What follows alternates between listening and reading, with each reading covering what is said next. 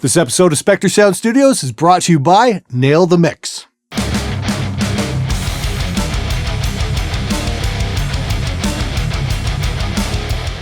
How's it going, everybody? Welcome to episode 75 of SMG Viewers Comments. Let's get right to it. What's with the clickbait thumbnail, Glenn? Please tell me it's a joke. I've unsubbed from channels for doing this shit. Don't make it a thing, you do as well. I enjoy your content, I just hate when people pander to the gullible.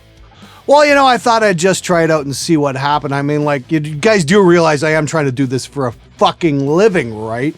If it helps me get more views, that means more income, meaning that's the faster I can quit my day job. So I don't see how that's a bad thing. I mean, like, are you that delicate that a little red arrow in a circle is going to annoy you that much you'll actually unsubscribe? Sorry for circling and pointing to the single coil pickup we were actually discussing in the video. I'm so sorry that hurt your sensibilities. I hope you get better.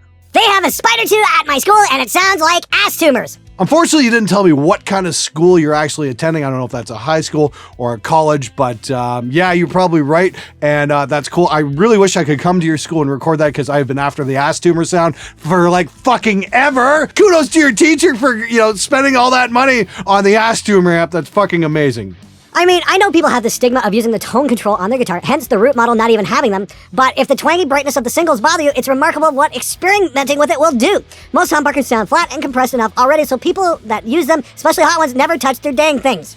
I use them all the time on my single coil guitars, but I feel like I'm the only one. I was just going to mention Panic Blade has been around for quite some time on the channel, and I think he's one of the earliest commenters who's been around. I really do appreciate you commenting, dude. I think that is a magnificent observation. You know, I don't even think about tone controls when I plug in the guitar. It's just everything up full all the time. I think that's a wonderful insight. I mean, like the last time I used a tone control was basically on a bass guitar. So yeah, if you're playing single coils, yeah, you might be able to take off a bit of that bite. If you look at the Telly video where we compared the single coil versus the root model, yeah, the single coils have a much more expressive spank to them, where the EMGs sound almost a little flat by comparison. Sure, there's a bit of a gain difference as well, but the single coils definitely have a lot more life in them, and yeah, I think using the tone control to actually get that weird attack thing under control is a great fucking idea. Thanks for bringing it up. I think that's a wonderful suggestion. Hey Glenn, my band has just recently won a Battle of the Bands competition. Our prize was 6 hours recording time in a full studio. Since 6 hours isn't a lot of time, do you have any recommendations or tips to make the most of our time rather than practice together and know your shit? Thanks in advance. Yeah, save up some money because 6 hours is not going to be long enough to even record one song. You're probably going to need 10 to 12 hours. That's my experience anyway. Yeah, you won 6 hours there, but that's definitely kind of not a free and clear deal in my opinion. That's definitely getting you in there with the incentive to get you to spend money. So proceed with caution. That's what I'd say. Fuck watching Star Wars when Star Trek is way better. Yeah, man, I know. They've done 8 Star Wars movies and not even one character can even do this. I'm sorry Star Wars stole your director and actually made a fucking better movie, by the way. Yes, I threw down. I want to lay down and get some sleep. I'll put on a Star Trek movie, guaranteed to put you to sleep. Either that or whale noise. It's basically the same fucking thing. Honestly, the best thing about Star Trek was Jerry Ryan in a skin-tight suit. Hey Glenn, at what age did you start playing guitar? I started at about the age of 9. Unfortunately, I didn't start till I was 15. I think that's when my parents finally realized I was actually serious about learning an instrument. I think it's really kind of funny. This is a really interesting story. When we were kids, we had somebody come out from the local music conservatory and give myself and my older brother a musical aptitude test. He nailed it. Like he passed it with flying colors, and I failed miserably. I think I was about maybe 4th grade at the time, maybe 9 years old, and just didn't really care either. I mean, like I didn't quite get the whole music thing. He went on to play organ for years and years and years, and he won like a recital at McMaster University for kids and all this stuff. He had a very impressive organ career. Played about 7 years and then gave it up and really hasn't done too much with it since. Ironically, I'm the one who failed the music aptitude test, and you know, I'm the one with the, who's been running a studio for almost 20 years now. So there you go. My only regret, I wish I had started playing guitar much earlier than 15. I probably would have been a far better guitar player than I am today. But again, I don't think my parents considered me taking it seriously until that age, and I just wouldn't shut up about it. And then finally at 15, I got my first guitar. Never looked back, never put the damn thing down since. Hey guys, this episode is brought to you by Nail the Mix. It's an online recording school created by Joey Sturgis, Joel Wanasek, and A.L. Levy. These guys have a mile-long list of credits behind them, and every month, Nail the Mix gives you access to multi-tracks from a top-level album, plus a 6 to 8 hour live streaming class from the producer who mixed it. I've been working with Nail the Mix because they've been doing incredibly cool projects from bands such as Periphery and Machine Head, and this month is no exception. From the album The Way of All Flesh, it's Gojira's track Toxic Garbage Island, and the mixer is Logan Mader. Prizes for this month include an Omega preamp and Transformer plugins, plus a 1-year subscription to Kush plugins.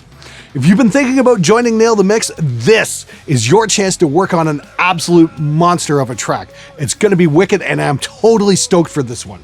Check out the link below, and I hope to see you in there. Put the fat, ugly get back on. Ask and you shall receive. New camera, lens, lighting. This video looks beautiful. You're still ugly as fuck though, Glenn. No, I'm still using the A7S with the same lights and everything. I'm just kind of color grading things a little bit differently. I've been experimenting a little more saturation, using some slightly different controls in post as well, but that's about it. There's a lot of great cameras on the market, but honestly, I've been having a really good run with the A7S. We've been using it since like the summer of 2014, and it's just been magnificent.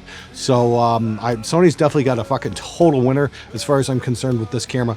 And I'm not sure if the price on the Mark 1 A7Ss have come down, but if you guys are looking to get something great, check them out on the used market. They're probably worth their weight in gold at this point.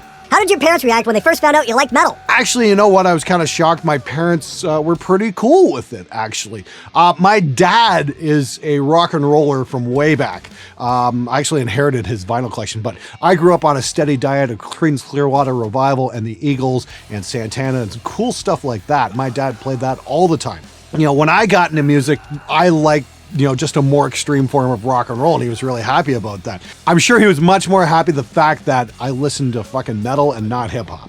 Let's put it that way. Doesn't mean we didn't have a few arguments over the years, though. You know, I remember, you know, the one really good one was, well, at least in my day, you know, we could understand the lyrics. And I'm like, yeah, okay, what were the lyrics to Louie Louie there, Dad? Boy, the look of absolute hatred I got for that one. Well, at least the lyrics meant something back in our day. Yeah, Purple Haze meant an awful lot.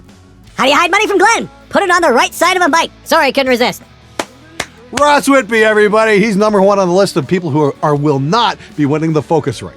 I realized YouTube unsubscribed me and I didn't receive video update notifications for a while a couple of weeks ago. That's fucked up. No, I resubscribed though. Hey, thanks very much. I really appreciate that. If you guys want to get notifications, you can like double subscribe by hitting that bell next to the SpectreSoundStudios page, because it will give you notifications when I have new videos out, and that would be most appreciated. I know PewDiePie was having some real issues with people unsubscribing, but then again, when you got 50 million subscribers and you lose a percentage, you're probably going to fucking notice, you know, that people get unsubscribed. I don't know what's going on there. Like I said, I do really appreciate everybody who's been keeping up to date on that. Hopefully YouTube gets this fixed, because, you know, the fact that we can have a channel really depends on you guys. Glenn, have you ever had anyone break something in your studio, either out of pure accidental nature or malice? If so, how did you handle the situation? You know, it's a studio. Things do get broken from time to time. I don't think anybody's actually broken anything out of malice. There's been a few accidents over the years.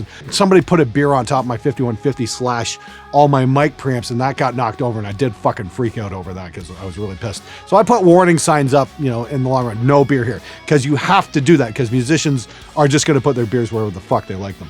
Nobody's really broken anything, but I have stumbled over Protocol's half-drunken beers all over the fucking floor after they leave for the fucking weekend. That cheeses me off. I think the worst I had was somebody stole a roll of duct tape from me.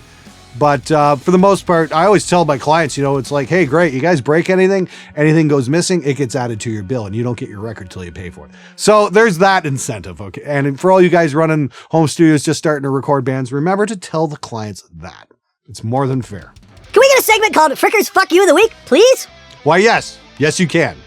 Presenting Fricker's Fuck You of the Week. That snare sounds awesome. Okay, I think we got the wrong one there. Next. I'm encountering non-skippable 30-second ads for every single video I try to watch. I'm honestly getting tired of Google forcing their ads down my throat. Any chance you'll host your videos somewhere other than YouTube in the future? Why, yes, I totally plan on doing that. We're going to move my videos off of Google to a place where they're ad-free. That way I won't make any fucking money at all. You out of your fucking mind? Dude, like seriously, what the fuck? Okay, look, let me try and explain this to you. The reason why we do this is because of the financial incentive. The reason there's so much amazing content on YouTube right now is because creators get paid for their work. There's people who make a living doing it. I am this close to making a living doing it. That's my dream, is to not work at my shitty fucking day job, but actually be able to do videos for a living, okay? And it's starting to happen, and I'm oh so grateful to all you guys who watch the videos and subscribe. But the price to be paid is the occasional 30-second ad. I don't think that's that much to ask. It's not like we're asking you to go out and buy an album. It's not like we're asking you to even buy merch. Just watch the fucking video. And for all you guys who turned off ad blocks so they can watch my videos, dude, you guys absolutely fucking rock. Thank you so much. And for all you guys who do support the channel, either by Patreon or the merch or what have you, again, I am absolutely fucking grateful. You guys are making me go for this to the absolute best of my ability, and I am so close to actually doing this for a living. I can't believe it's actually coming true. I am so grateful to every single one of you guys for your support. Thanks so much. I'll see you next week. Happy solstice, everybody. Once more around the sun.